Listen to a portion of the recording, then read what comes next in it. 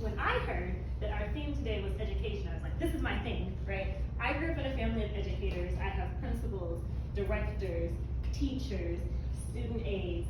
I grew up in education settings, walking through the schools, high school, middle school, elementary, and I loved everything about learning. If you would have asked me when I was in first grade, Jessica, what do you want to be when you grow up? I would say, I want to be a science teacher, but not any science teacher. I want to be a social sciences teacher. I wanted to teach history. What burned me out was I saw the way that my family got treated in the education system across the United States.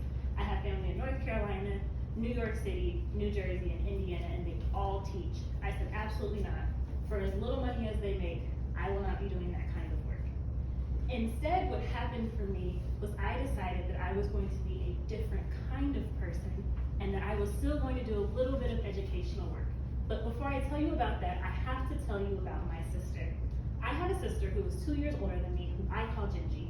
Gingy's real name is Jennifer, but when you're small and you're learning to talk, you don't necessarily say Jennifer.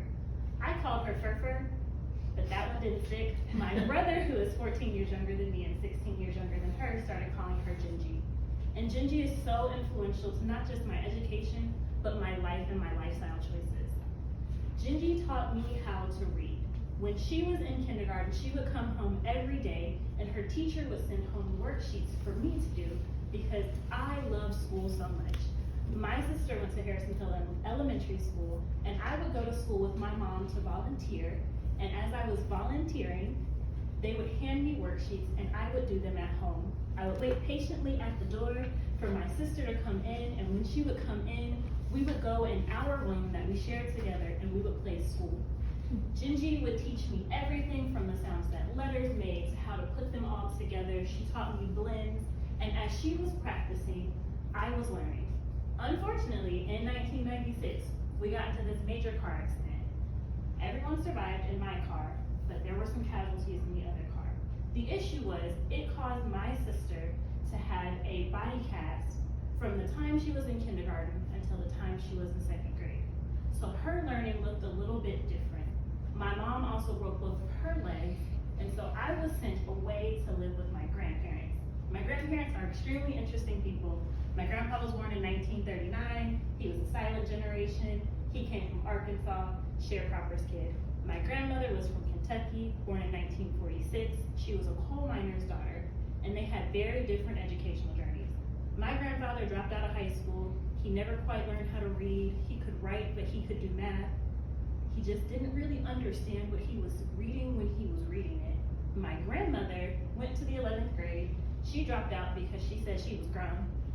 She got married. She was 17. She knew how to read and write, and she said she was doing everything that a woman was doing, so she didn't need to finish her last year of school. I was sent to live with these folks, and these folks also helped to foster my education. My grandpa read the paper every day, and he could phonetically pronounce the words, and he would ask me, Jessie, what does this mean? And so here I am, very small, absolutely adorable. I was the cutest kid. I was absolutely adorable. I would sit at the glass kitchen table with my legs crossed, and I'd say, Papa, this is what the newspaper said. And he relied on me to comprehend these big ideas that he never quite understood.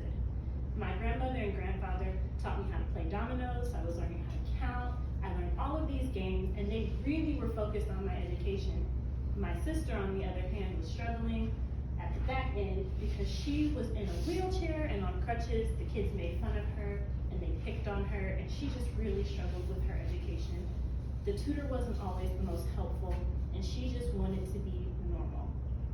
Fast forward several years, my sister would still become so influential in my life. I went to high school, and that was when I realized that I was still very smart, but I had challenges. I took this course in AP World History with the most boring professor that I had ever had. He gave us a sophomore level textbook, put it in front of us, and he said, read it, contextualize it for yourself, and we'll have discussions every day. I had never learned like that. And I was taking a sophomore level course as a freshman because they didn't offer any freshman level advanced placement courses. I had always done well, so I knew I was going to do great, and I got a C+. That completely crushed my spirit. I was so heartbroken. My sister had taken AP US History, and she told me how hard it was. So I completely refused to do it. But the way that she helped me engage in learning is and she would comb my hair, and I would read to her everything that she needed to know for her classes. This was helpful for her because she's an auditory learner, and I talk too much. So the way that we figured this out was that if I read to her everything that she needed to learn, I would not overtalk, and she could actually get done what she needed to do. My sister remained so influential in my learning from the time I was in kindergarten until I graduated from undergrad. And then when I decided I was going to go to grad school and not become a mechanic, my sister made sure that she moved me across country 2,000 miles away from home. She set up my apartment, she made sure I had everything I needed to learn, and she continued to support my learning journey, my first published piece, my first academic presentation, and she's the person who drove me to where I needed to go to write the paper that would win my first national award.